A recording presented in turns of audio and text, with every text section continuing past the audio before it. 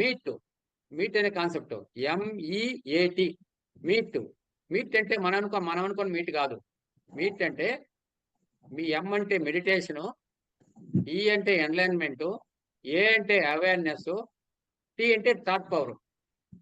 Meet అర్థమవుతుంది బాగా మీకు ఇప్పుడు. ఎం అంటే మెడిటేషను, ఈ అంటే ఎన్లైన్మెంట్, ఏ అంటే అవేర్నెస్, టీ అంటే థాట్ పవర్.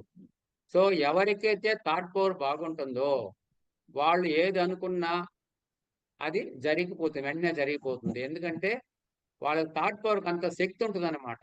వాళ్ళు సాధన చేసిన అంతే శక్తి సంపాదించినారు కాబట్టి వాళ్ళు ఏం మాట్లాడి ఏది అనుకున్నా కూడా అది జరిగిపోతుంది. అంటే థాట్ పవర్ బాగుందన్నమాట. ఎవరికైతే థాట్ పవర్ లేదనుకో వాళ్ళు అనుకున్నది ఒకటి, జరిగేది ఒకటి. కాబట్టి వాళ్ళు థాట్ పవర్ లేనట్లు లెక్క అనమాట. వాళ్ళు ఏదనుకుంటారో అది చేయలేరు, వేరే జరిగిపోతుంది అనమాట. అంటే థాట్ పవర్ లేదు. ఎందుకు అలా జరుగుతుందంటే అవేర్నెస్ లేకపోవడం వల్ల. మరి ఎందుకు అవేర్నెస్ లేదంటే ఎన్లైన్మెంట్ లేకపోవడం వల్ల. మరి ఎందుకు ఎన్లైన్మెంట్ లేదంటే మెడిటేషన్ లేకపోవడం వల్ల.